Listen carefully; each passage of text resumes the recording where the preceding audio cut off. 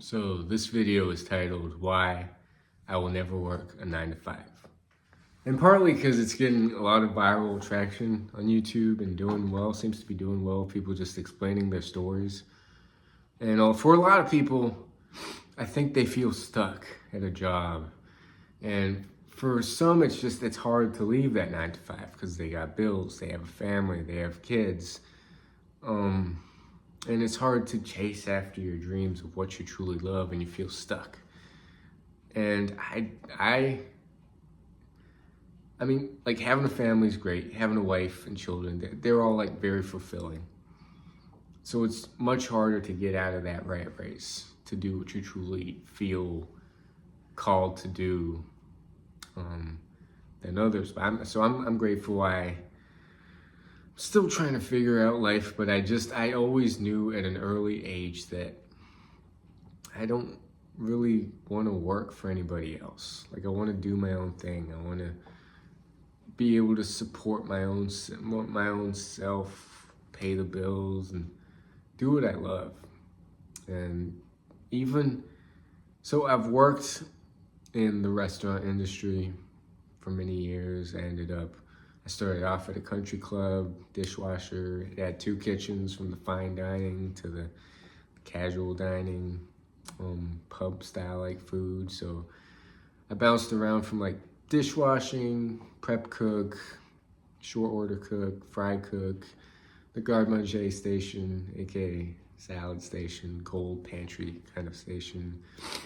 Then I got lucky to be able to stage at many fine dining places around where I live, get experience. Then I got lucky to apprentice under this Master Chef of France, which was tough. A lot of yelling, a lot of I was young and emotionally unable to deal with the tough love. And I broke down many times. I kept coming back, but it was a tough learning experience. It was tough love, which I need more of, I think. But it was just stressful. It was stressful, so I ended up finding a job closer by. And it was still tough love because it was another foreign chef. And these foreign chefs, I feel like they're very passionate, very intense. And so I was working with this Moroccan guy, fine-ish dining restaurant, a little more upscale, not super, super fine dining.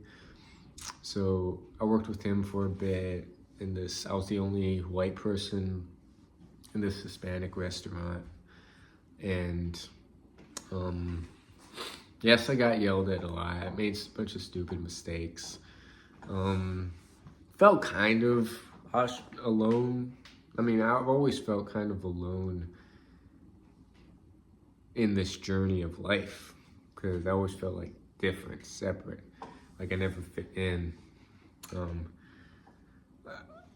And that also comes with just wanting to do my own thing. And so I've worked with this guy a bit, and then he ended up moving locations during COVID, and I moved with him. I was one of the only employees that moved with him to the other place. Then he ended up selling the place to someone else. I worked with him for a bit. It was a much more calmer environment, and I liked it. But it's just something inside me, just the restaurant industry and working for someone. I was getting kind of stuck in a cycle. I felt stuck. So I still had the opportunity to be able to leave and study to get my personal trainer certification, which I thought that I wanted to do. It's still in my back pocket. And so I was working at the restaurant, and in the evenings I was working two jobs. I was working with this kid with autism, and that was really fulfilling, and that kind of landed in my lap of someone that I go to the sauna ice bath with. He's like, "You want to help out?" And I'm like, "Sure, why not?" And it is really fulfilling. It was never about the money, but ultimately, like my life, I wanted to be able to work for myself. So I came across the Forex market, which is there's no limit to how much you can make. Yes, 95% of retail traders lose money, but there is that 5% that make it, that you could make a lot of money if you know what you're doing, risk management, all that. There's a science, there's an art to being able to read the financial markets. It just takes a lot of time studying, and like Malcolm Gladwell's book, 10,000 Hours says, it just takes a lot of time.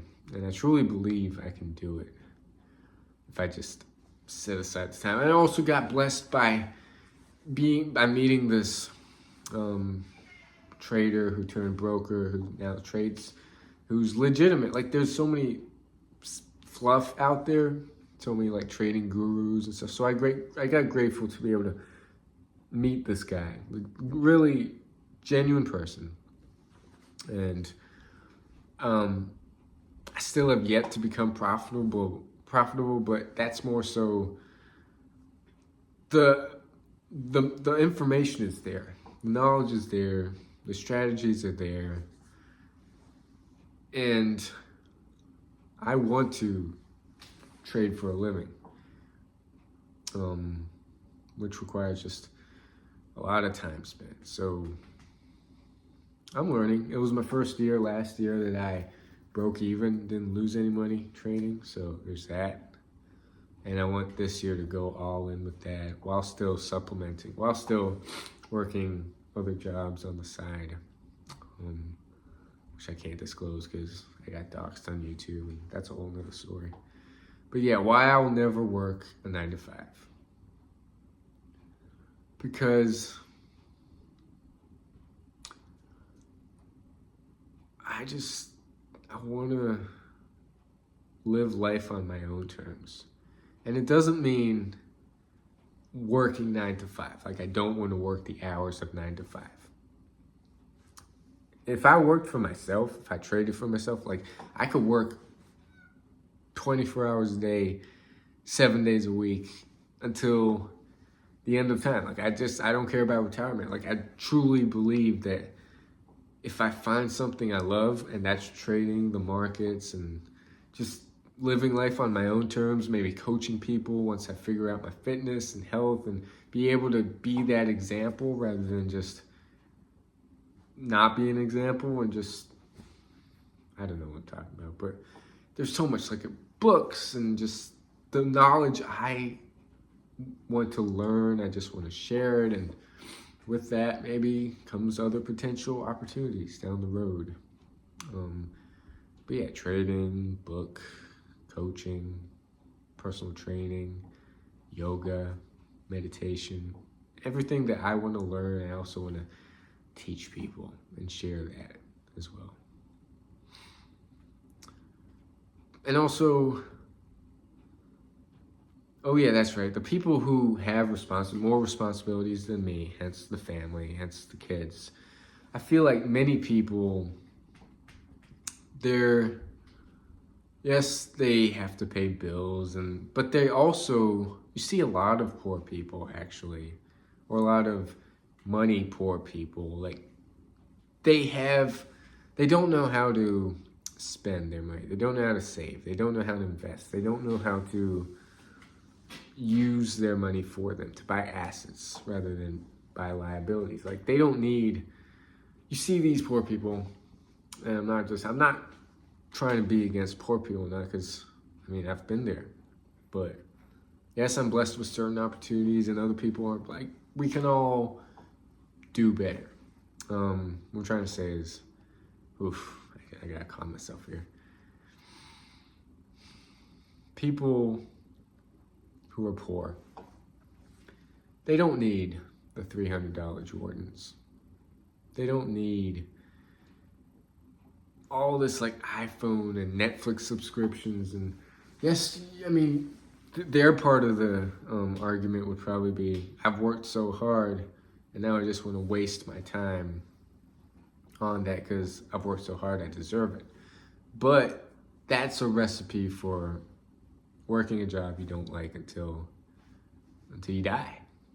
Never having money work for you in the long run. You got to think long term. Yes, enjoy the present moment, but you got to think where you're going in the future.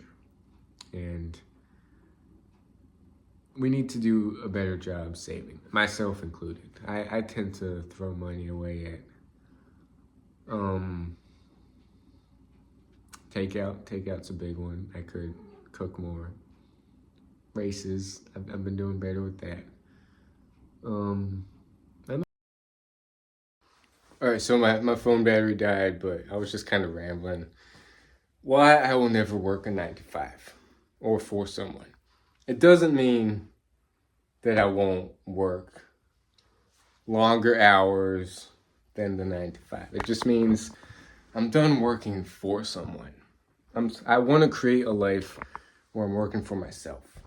And that could mean more work in the long run, but like I'm in control. I want to be in control of my life. That's ultimately what it is. I want to be in control of my time, my life, and yeah, that's it. So I don't want to die being dependent on other people. And right now I do depend on other people.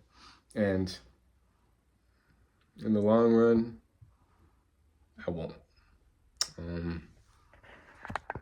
But yeah, I don't know. I ranted, I rambled. Partly I did it because it's been trending and trying to get subs.